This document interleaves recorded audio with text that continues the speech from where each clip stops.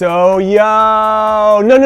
long intro because I'm itching to get this going. It is the weekend in Rewind. Let's go, let's do this because this has to be first. Good weekend, me. Also known as the prediction god because I said this on previews and predictions last week. So I'm gonna say 3-0 to the hosts with Messi getting a brace. And guess what happened, suckers? Barcelona won 3-0 with Messi getting a brace. So are you allowed to call yourself the GOAT? Or are you only considered a GOAT if other people call you it? And I only ask because I'm making a strong case for prediction GOAT status. Also, Barcelona manager Ernesto Valverde said this about Messi. He is a genius, and we're lucky to be involved in football during the era in which he is playing. And I mean, how would you react if your coach said this about you? I think my first reaction would be, thanks for noticing, coach. I really appreciate it. But maybe I would be incredibly flattered. Or maybe I would be indifferent to the whole thing, kind of like Messi appears to be. I mean, do you think he even reads the internet to see what people are saying about him? I get the sense that he doesn't care, and I respect that a lot. He just has those blinders on, baby. Just doing his thing. Bad weekend. Manchester United. And this team, how do I put this politely? They're not good. And I'm not saying this on an individual player basis because if you look at their team on paper, they should beat or compete with every single team in the league, especially Brighton, who they lost to 3-2 this weekend. Now, in fairness, Brighton is pretty good at home. They beat United there last season 1-0 and won 7 of their 9 games in total there last season too, which helped them hold off relegation, but still, that's not my problem. My problem is summed up nicely in this one stat from this game where Manchester United got 1 shot on target in the first 45 minutes. 1, which is indicative of their tactics, which are so negative, it makes me wonder when the players are going to revolt about sitting back against teams like Brighton when they should be pressing the shit out of those guys, pushing forward with purpose, and stepping on their throats offensively and defensively from the get-go. So for me, this is on the manager since he dictates with his tactics how he wants his team to play. However, and as I've said countless times, the only thing you can control as a player is your performance and your attitude. So these players have to know, especially since they struggled against inferior opposition last season, that these smaller clubs are gonna run and fight and scratch and claw and do anything they can to win. And United never match or surpass that when they play these types of teams. It's like they can't be bothered, and so for me, this part of it is on the players, which leaves us with a bit of a conundrum since the manager and the players are clearly not on the same page. That said, Mourinho did ask the chief, Ed Woodward, to get him some new center backs in the transfer window, and Woodward declined to do so, but I have to think that this game will make him reconsider it in January because the center backs were not good. And that's assuming that Mourinho is still going to be in charge by then, though if you let him go, who do you bring in to replace him? Is it Zidane? I'm not really sure that he would be a good fit, and I can't really think of any other names. Either way, I'm glad I'm not a United fan this season. Well, I am a United fan. I'm a Newcastle one. But I fully expect Newcastle to f it up every week, just like we did this week when we missed a penalty to win the game in the 95th minute to draw 0-0 with newly promoted Cardiff City.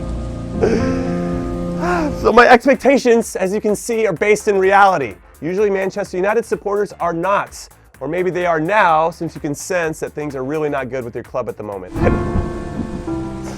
Newcastle. Good weekend, bad weekend, Real Madrid. The good? In their first league game in 10 years without Cristiano Ronaldo in their team, Los Blancos cruised to a very professional 2-0 win over Getafe. The bad? Less than 47,000 people showed up for the match, which is the lowest attendance for Madrid at the Bernabeu since 2009, which means I guess all those people that support a player over a team stayed at home and watched Juventus play instead. Good weekend, Eden Hazard. The new super sub extraordinaire plays 15 to 30 minutes in each of the first 2 games for Chelsea. He makes a few plays to prove on his day why he's considered one of the best players in the world, and the Blues win both games. So coincidence? I think not. Also, as a contrast for Chelsea overall, and just in body language alone, look at the difference when Chelsea's players are running around and the enjoyment they seem to be playing with, even when they gave up their 2-goal lead to Arsenal this past weekend, as opposed to, say, Manchester United, who already looked f***ing miserable this season, which is a testament to manager Maurizio Sarri and his tactics and his personality and his terrific signing of Jorginho, who is the real deal. What a player. Bad weekend. The aforementioned Arsenal, who with their defeat to Chelsea have now lost their first 2 league games of the season for the first time since 1992. So is it Wenger in now or what? Though in some ways,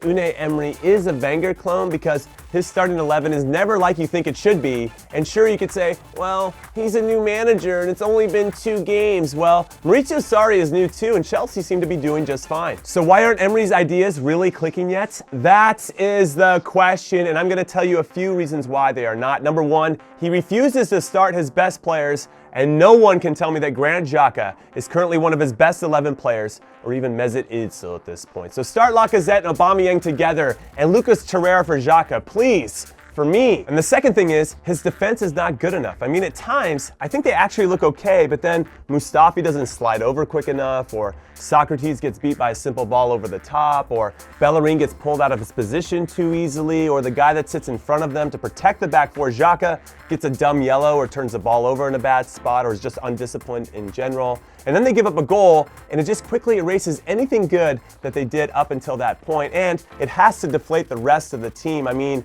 I would pay top dollar to hear the internal monologues of some of the other players on the attacking side of the ball, like Aubameyang, who must be thinking, I cannot believe I left Borussia Dortmund for this. And the third and final thing that I have is Emery has to figure out what to do with his most talented player, Mesut Özil, who is a man who is 100% not enjoying himself out on the field. And I say man instead of player because I think all of the off-the-field stuff where he's had to defend himself, first with his picture with the Turkish president, then for being blamed for Germany's shock exit from the World Cup, which prompted him to write a long letter and retire from the German national team, is much bigger than who he is as a player. And I mean, I'll get all worked up when 5 or 6 people disagree with me about something online, like Messi versus Ronaldo or whatever. So imagine if you had a whole country worked up about something you said. It would be exhausting and stressful, and that's what Mesut looks like to me, exhausted and stressed. So maybe Emery should let him rest for a bit and not be critical about it. He has to protect him here, which is what a good manager would do, but that's assuming that we think that Emery's a good manager. Jury's still out. Good weekend, Juventus. Even though the great Cristiano Ronaldo could not score in his first official Serie A match against Chievo Verona, which was mainly due to the heroic goalkeeping by Chievo's 39-year-old goalkeeper Stefano Sorrentino, his presence was most definitely felt, so it's only a matter of time before he hits the back of the net.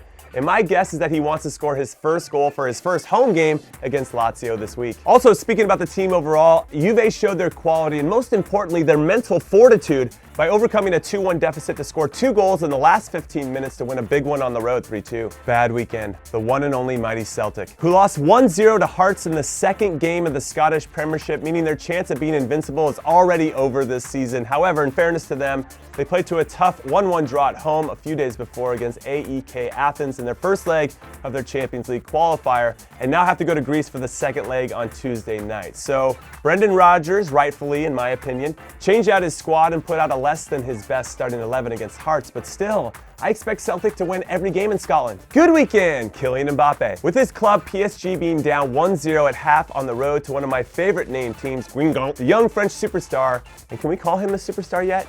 Is he old enough? Well, he came off the bench at halftime, scored 2 goals, watched Neymar score the other, while also watching the video assistant referee show off the PSG jersey it was wearing, as PSG benefited from a call or two, which helped the reigning league champions complete the comeback and win 3-1. Bad weekend, Corinthians. In a must-win game at home if they wanted any chance to repeat as Brasileiro champions, since they currently sit in 7th place. They got outshot, they lacked any good scoring chances outside of one header from a corner that forced one good save, and they lost 1-0 to Gremio, which for me ends any hope they have of finishing on top. Good weekend, Edin Dzeko. The Bosnian international scored an insane game-winning volley at the back post with no time left to help Roma, Roma, Roma beat Torino in Turin 1-0, which I don't know. I just don't feel like this guy gets the respect that he truly deserves. I feel like he's a fantastic player who always seems to turn up in big games, so I just wanted to give him some love here, but I'm sure you'll correct me if I'm wrong since I don't watch Dzeko in every single minute of every single game. I just get the feeling that the guy rises to the challenge. Bad weekend, the LA Galaxy. With their superstar god of a player Zlatan Ibrahimovic refusing to play on artificial turf this weekend in Seattle against the Sounders due to what it does to his reconstructed knee, or what he fears it will do to his reconstructed knee. The Galaxy went way up the coast to the Pacific Northwest and got their asses handed to them 5-0, and honestly, I don't think Zlatan would have made much of a difference anyway, unless he could play all 11 positions at once, and they might have had a chance. Or not, since this is the Sounders' 6th straight win, making them the hottest team in MLS and the last team you'd want to play at the moment. They're playing that well. Good weekend, Nîmes Olympique. So 1 week after coming back from a 3-1 deficit on the road against Angers with only 10 men to win 4-3, which was incredible, this week they beat their local rivals Olympique Marseille for the first time ever in a competitive game 3-1, which was mainly due to some incredibly bad defending from Marseille, but I doubt Nîmes cares because it also marks the first time that they've won a home match in the top flight in France in 25 years, which is awesome, and I love their team spirit and belief in themselves. It's infectious, and it makes me want to get a Nîmes jersey now, so if anybody can help me out with that, I would greatly appreciate it. Bad weekend, AC Milan. After having high hopes for Portuguese international André Silva when they bought him from Porto 2 seasons ago,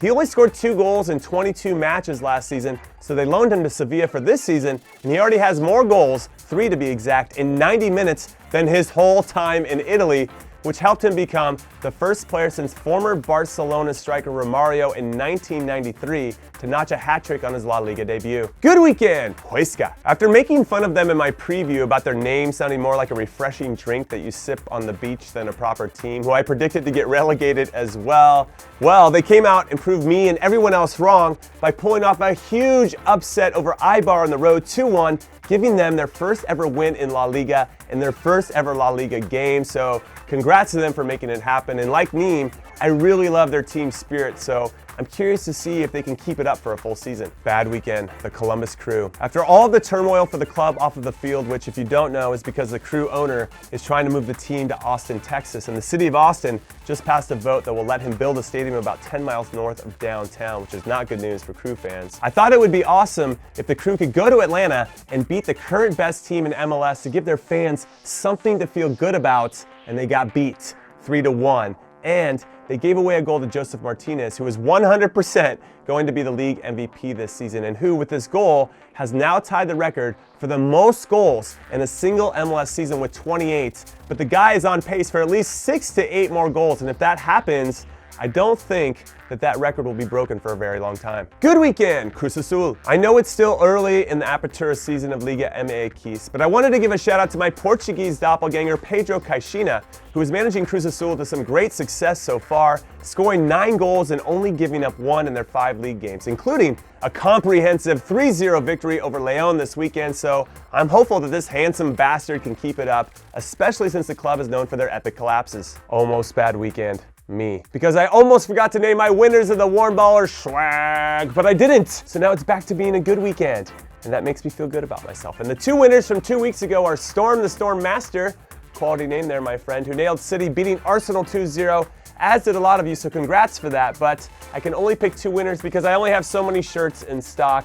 And the other person is Francisco de la Cerda. I think I said that right, and if I didn't, lo siento. And as for my 2 winners from this past week who nailed this Chelsea-Arsenal score, and again, there were a few of you who got this exactly right. Well played, congratulations, though I'm sorry again that I cannot reward everyone that does. So let me just get to the 2 winners, and they are Yahia Mohammed and Conmarsh22. So to all of the winners, please check my responses to you, and for everyone else, we get to do this again next week. It's pretty cool, right? Of course it is. And all right, that is it. I am going to stop here and wait. Did I forget to mention Sergio Aguero's hat trick against Huddersfield and Manchester City's big 6-1 win from the weekend? I did. I'm an idiot. Damn it. Anyway, be on the lookout for my Bundesliga preview, which is dropping very soon. And also, if you want to hear more of the soothing sounds of my voice without having to see this face, I'm doing a podcast with Barstool Sports called Sam's Army, and new episodes are dropping every Tuesday and Friday, so find it and then go subscribe on iTunes, Stitcher, Spotify, and any other audio platform that exists. And I thank you in advance for doing that, and I'll see you later. Peace!